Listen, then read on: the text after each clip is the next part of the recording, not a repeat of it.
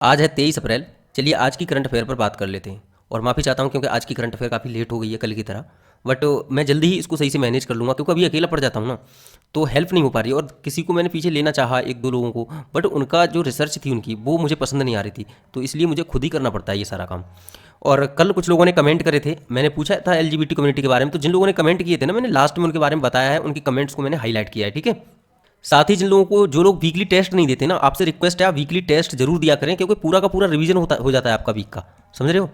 आप पढ़ते हो पूरे 6 दिन और पढ़ने के बाद में लास्ट में आपका रिवीजन हो जाता है, तो इससे ना आप भूलोगे नहीं। और हम मंथली रिवीजन फिर से कराएंगे टेस्ट के द्वारा, तो ये ना चीज़ सही रहेगी, इससे आपको आप भूलोगे नहीं और चीज़ें बहुत जल्दी से कवर हो जाएंगी आपकी सारी की सारी। अगर आपको ये नहीं पता कि टेस्ट कहाँ होता है, तो देखो टेलीग्राम चैनल को ज्वाइन कर लीजिए, और पीडीएफ भी मिलती है उसी टेलीग्राम चैनल में, याद रखिएगा, डेली की डेली पीडीएफ मिल जाती है, ठीक है। तो डिस्क्रिप्शन से जाकर के आप टेलीग्राम चैनल ज्वाइन कर लीजिए, वहाँ पर बस उसकी नोटिफिकेशन को ऑन रखना, वहाँ पर मैं समय समय पर सब कुछ अपडेट देता रहता हूँ, ठीक है। तो देखो पहले प्रश्न पर आ जाते हैं। पहला प्रश्न ये है कि प्रथम अंतर्राष्ट्रीय इंद्रधनुष पर्यटन सम्मेलन कहाँ आयोजित किया गया था? ऑप्शन है जापान, बांग्लादेश, नेपाल या भूटान। तो इसका जो सही उत्तर है वो है सी, यानी कि नेपाल। देखो, पहला अंतर्राष्ट्रीय इंद्रधनुष पर्यटन सम्मेलन हाल ही में नेपाल में आयोजित किया गया था, जिसका उद्देश्य नेपाल को दक्षिण एशिया में यौन अल्पसंख्यक समुदाय के लिए एक सुरक्षित और सम्मानजनक गंतव्य के रूप में बढ़ावा देना है। एक्चुअली नेपाल ना, जो LGBT कम्युनिटी के बारे में ना, ये एकदम लिबरल है। मैंने कल आपको LGBT कम्युनिटी के बारे में समझाया था, अगर आपको नहीं पता LGBT कम्युनिटी के बारे में तो आप जरूर देखिएगा। और हाँ, LGBTQ और A और I, इसके बारे में हमने आपको बता दिया था, लेकिन प्लस के बारे में हम बताना भूल गए थे आपको। प्लस का मतलब ये है कि ये जो कम्युनिटी अभी तक डिफाइन किए, अभी तक जो लोग पहचाने जा चुके हैं कि ये हैं और ये हैं, यानी कि लेस्बियन हैं, गे हैं या बाइसेक्सुअल हैं, ट्रांसजेंडर हैं, जो भी हैं, इनके अलावा भी भविष्य में हो सकता है कोई ऐसी, मतलब इस तरीके की मिले हमें लोग जिनके बारे में हमें अभी तक जानकारी नहीं है, तो प्लस के अंतर्गत उनको रखते हैं, ठीक है। तो नेपाल ऐसा देश है ना, जो LGBT कम्युनिटी है ना, इसके साथ भेदभाव नहीं करना चाहता, ठीक है। इसने बहुत समय से इनके अधिकारों के बारे में पहचानना शुरू कर दिया है। तो देख लो, नेपाल एक ऐसा देश है जो LGBT समुदाय के अधिकारों को पहचानने और बढ़ावा देने में सबसे आगे रहा है। वर्तमान में इस समुदाय से संबंधित 3100 से अधिक लोग नेपाल में औपचारिक रूप से पंजीकृत हैं, ठीक है। हालांकि ऐसा कहा जाता है कि व्यवहारिक रूप में इससे भी ज़्यादा है। अगला प्रश्न देख लेते हैं। अगला प्रश्न कह रहा है कि पहला व्यक्तिगत महासागर दशक सम्मेलन 2024 किस देश में आयोजित किया गया है? ऑप्शन है ग्रीस, उज्बेकिस्तान, इटली या स्पेन। तो इसका जो सही उत्तर है वो है डी, यानी कि स्पेन। देखो, ये जो आपको दिखाई दे रहा है ना, ये इसको आइबेरियन प्रायद्वीप बोलते हैं। क्या बोलते हैं? Iberian peninsula. देखो, आइबेरियन पेनिनसुला, इसके बारे में ना हमने इससे पहले भी आपको बताया है, आइबेरियन पेनिनसुला, ठीक है। और इसमें ना आपको मोटे मोटे तौर पर दो देश दिखाई दे रहे होंगे, एक पुर्तगाल ये और एक ये स्पेन। लेकिन सिर्फ ये दो देश नहीं है, इसके अलावा एक ये भी है जो फ्रांस और स्पेन की सीमा पर है, बहुत छोटा सा देश। ये देखो, क्या नाम है इसका? इसका नाम है अंडोरा, ठीक है। ये तीन तो देश हैं, लेकिन यहाँ पर ना एक टेरिटरी भी है, यानी छोटी सी जगह है। ये किसकी जगह है? ये यूनाइटेड किंगडम की जगह है, जिसका नाम है जिब्राल्टर। क्या नाम है इसका? जिब्राल्टर। अब देखो, ये है मेडिटेरियन सी और ये है अटलांटिक सी। अब अटलांटिक सी और मेडिटेरियन सी को जो मिलाने वाली है ना स्ट्रेट, उसका नाम है जिब्राल्टर स्ट्रेट। समझ रहे हो? वो क्यों है? क्योंकि यहाँ पर ना यूके की टेरिटरी है जिब्राल्टर। तो अब अगर प्रश्न ये आ जाए कल को कि इस जिब्राल्टर स्ट्रेट पर किसका अधिकार है, तो किसका अधिकार बताओगे आप? क्योंकि यहाँ पर यूके तो आसपास भी नहीं है, लेकिन असल में अधिकार किसका है? यूके का ही, यानी कि यूनाइटेड किंगडम अर्थात। तो याद रखना कि जिब्राल्टर स्ट्रेट पर अधिकार यूनाइटेड किंगडम का है, और आइबेरियन पेनिनसुला पर पुर्तगाल, स्पेन और अंडोरा तीन देश हैं, और यूनाइटेड किंगडम की एक टेरिटरी है। ये भी याद रखना है, ठीक है। तो देखो, पहला व्यक्तिगत महासागर दशक सम्मेलन बार्सिलोना, स्पेन में आयोजित किया गया था। बार्सिलोना में महासागर दशक सम्मेलन 2024 का जो विषय है वो क्या है? Delivering the science we need for the ocean we want, ठीक है।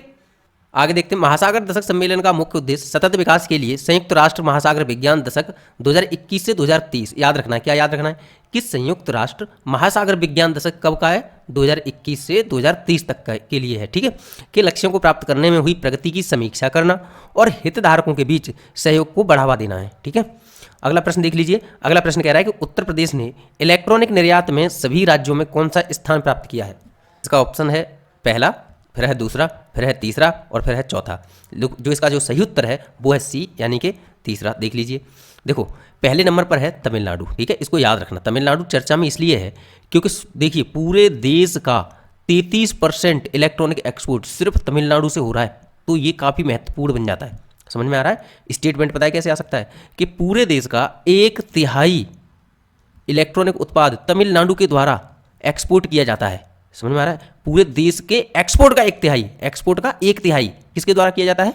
लगभग 1/3 तमिलनाडु के द्वारा। और जो सेकंड नंबर पर है वो है कर्नाटक, तो सीधा आधा बचता है। 33% का भी आधा, 33% का भी आधा 16.5 होता है, और ये 16% बचता है, ठीक है। तीसरे नंबर पर है अपना उत्तर प्रदेश, जो कि 15.32% है, और बिलियन में देखें तो 4.46 बिलियन का है, ठीक है। तो ये टॉप 3 तो एटलीस्ट याद रखने ही रखने हैं। किस मामले में? इलेक्ट्रॉनिक उत्पाद के एक्सपोर्ट के मामले में। लेकिन अगर ये कहा जाए कि भाई टोटल उत्पाद जो होते हैं उसका अगर एक्सपोर्ट देखा जाए तो उसमें कौन कौन है, तो देखो ये है। कुल निर्यात में पहले नंबर पर है गुजरात, दूसरे नंबर पर है महाराष्ट्र, और तीसरे नंबर पर है तमिलनाडु, ठीक है। ये भी याद रखने कि भारत के राज्यों में सबसे अधिक कौन सा राज्य है जो एक्सपोर्ट करता है, तो वो क्या है? गुजरात। गुजरात और महाराष्ट्र में कभी भी कंफ्यूजन में नहीं पड़ जाना, है कौन सा? गुजरात, दूसरे पर महाराष्ट्र, तीसरे पर तमिलनाडु। अब आ जाते हैं अगले प्रश्न पर। अगला प्रश्न कह रहा है कि हाल ही में सेंग खेहलंग उत्सव का आयोजन किस भारतीय राज्य में किया गया है? ऑप्शन है असम, मेघालय, त्रिपुरा या मिजोरम। तो इसका जो सही उत्तर है वो है बी, यानी कि मेघालय। तो देखो मेघालय को देखो जरा, देखो एक बात यहाँ पर आपको दिखाई दे रही होगी कि ये है साउथ गारो हिल्स, ये है ईस्ट गारो हिल्स, ये है वेस्ट गारो हिल्स, और ये है साउथ वेस्ट गारो हिल्स। यानी कि यहाँ पर ज़्यादातर क्या है? ये है नॉर्थ गारो हिल्स। यानी कि अगर मेघालय के शुरुआती रीजन को देखा जाए तो उसमें क्या है? गारो हिल्स। समझ में आया? तो जहाँ गारो हिल्स हैं वहीं पर एक जनजाति रहती है जिसका नाम क्या है? गारो जनजाति। इतनी बात समझ में आई?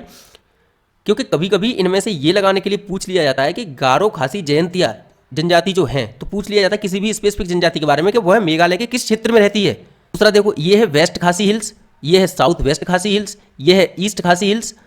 तो ये है ना जो ये क्षेत्र, यानी कि जो मध्य वाला क्षेत्र है वो किसका है? खासी जनजाति का। समझ में आया? और ये है जो ईस्ट वाला पार्ट है वो है जयंतिया का। किसका? जयंतिया। तो देखो अगर पहाड़ियों की देखा जाए तो पहाड़ियों का भी क्रम ऐसे ही है, गारो, यहाँ पर खासी और जयंतिया। और वैसे ही जनजातियों का क्रम देखा जाए तो उनका भी ऐसे ही है, गारो, खासी, जयंतिया। समझ में आया? अब इधर देखो, सेंग खेहलंग त्यौहार मुख्य तौर पर खासी जनजाति का त्यौहार है। इसका आयोजन मेघालय के वाहिया जेर में किया गया। अब देखो अगर खासी जनजाति का है इसका मतलब क्या है? कि मध्य क्षेत्र में। समझ में आया? यानी मध्य मेघालय क्षेत्र में ये मनाया जाता है। तो अगला पॉइंट क्या है? अगला पॉइंट कह रहा है कि खासी लोग मेघालय के पूर्वी हिस्से की बहुसंख्यक आबादी बनाते हैं। अब आपके दिमाग में ये आ रहा होगा कि ये तो मध्य में है, फिर पूर्वी क्यों लिखा है इसमें? तो देखो इसका कारण ये है कि ये जो जयंतिया लोग हैं ना, ये भी खासी का ही भाग हैं। समझ में आ रहा है? और खासी सिर्फ ये नहीं है कि सिर्फ यहीं रहती है, उनकी कुछ जनजातियाँ इधर भी रहती हैं, ठीक है। और जो जयंतियाँ हैं वो क्योंकि खासी का ही भाग हैं, और साथ ही जो ये ईस्टर्न पार्ट है ना वो यही माना जाता है, ठीक है। ये थोड़ा सा साउथ में पहुंच जाता है, यानी साउथ ईस्ट पार्ट, ठीक है। तो जयंतियाँ पहाड़ियों पर जो जयंतिया जनजाति है वो खासी जनजाति का ही हिस्सा है, यानी खासी जनजाति है, बस वो उधर क्षेत्र में रहती है इसलिए उनका नाम जयंतिया कहा जाता है, ठीक है। और मेघालय की लगभग 48% आबादी के साथ ये राज्य का सबसे बड़ा समुदाय है। ये मोस्ट इंपोर्टेंट पॉइंट है, याद रखना कि मेघालय में जो गारो खासी जयंतियाँ रहती हैं उनमें सबसे बड़ी जनजाति कौन सी है? तो कौन सी है? खासी जनजाति, ठीक है, ये याद रखना। अगले प्रश्न पर आ जाते हैं। अगला प्रश्न कह रहा है कि हाल ही में किस प्रसिद्ध भारतीय अभिनेता को वेल्स यूनिवर्सिटी द्वारा डॉक्टरेट की उपाधि से सम्मानित किया गया है? बहुत ज़्यादा एक्सप्लेनेशन के लिए नहीं है, इसमें जो उत्तर है वो है सी, यानी कि रामचरण। बस ये याद रख लीजिए, ठीक है। अगले प्रश्न पर आ जाइए। अगला प्रश्न कह रहा है कि हाल ही में चर्चा में रहा dragon fly rotorcraft mission launch करने की घोषणा किस अंतरिक्ष संस्थान द्वारा की गई है? इसरो, जाक्सा, नासा या ऐसा? तो इसका जो सही उत्तर है वो क्या है? सी, यानी कि नासा। नासा द्वारा ड्रैगन फ्लाई रोटरक्राफ्ट मिशन 2028 में लॉन्च करने की घोषणा की गई है। यह मिशन शनि ग्रह के उपग्रह टाइटन के अध्ययन के लिए लॉन्च किया जाएगा। अब साथ ही देख लो कि नासा की स्थापना 1958 में हुई थी। तो इसरो की भी देख लो कि इसरो की स्थापना 15 अगस्त 1969 यानी कि 1969 को हुई थी, ठीक है। ये देखो, ये जो हमने बताया है नासा के जो मिशन के बारे में ड्रैगन फ्लाई, वो एकदम नासा की ऑफिशियल वेबसाइट से लिया है, ठीक है। और इसके साथ ही आप देख रहे होंगे हमने जो आगे चित्र लगाया था वो ऐसा ही लगा दिया, वो ऑफिशियल वेबसाइट से जो चित्र मिला है वही लगाया है, ठीक है। आगे प्रश्न पर आ जाते हैं। अगला प्रश्न कह रहा है कि हाल ही में त्रिशूर पर्व त्योहार का आयोजन किस राज्य में किया गया है? ऑप्शन है तमिलनाडु, केरल, कर्नाटक या आंध्र प्रदेश। तो इसका जो सही उत्तर है वो है बी, यानी कि केरल। देखो ये आंसर हम छुपाना भूल गए। यह केरल के हिंदुओं द्वारा मुख्य तौर पर केरल में मनाया जाता है। इस त्यौहार में मनुष्यों के साथ साथ जानवरों को भी शामिल किया जाता है। हाथी इस त्यौहार में मुख्य भूमिका निभाने वाला जानवर है, ठीक है। अगले प्रश्न पर आ जाते हैं। अगला प्रश्न कह रहा है कि हाल ही में अप्रैल 2024 को किस देश में पहली बार हिंदी रेडियो का प्रसारण शुरू किया गया है? ऑप्शन है संयुक्त राज्य अमेरिका, कुवैत, सऊदी अरब या ओमान। तो इसका जो सही उत्तर है वो है बी, यानी कि कुवैत। कुवैत को देखना चाहते हो? देखो ये है सऊदी अरब, पता है आपको, ये इराक है और ये ईरान है। इराक और ईरान में कभी भी कंफ्यूज मत करना, पहली बात। दूसरा ये देखो, ये जो सीरिया है, अब जो मेडिटेरियन सी है उससे सीरिया तो सीमा साझा करता है लेकिन इराक सीमा साझा नहीं करता, ये याद रखना। ये हमेशा कंफ्यूजन का पॉइंट रहता है कि भाई इराक और सीरिया में से कौन सा करता है, तो याद रखना इराक नहीं करता, सीरिया करता है। अब इधर देखो, जो ये है ना, ये है पर्शियन गल्फ, जिसको क्या बोलते हैं, इसे बोलते हैं फारस की खाड़ी, ठीक है।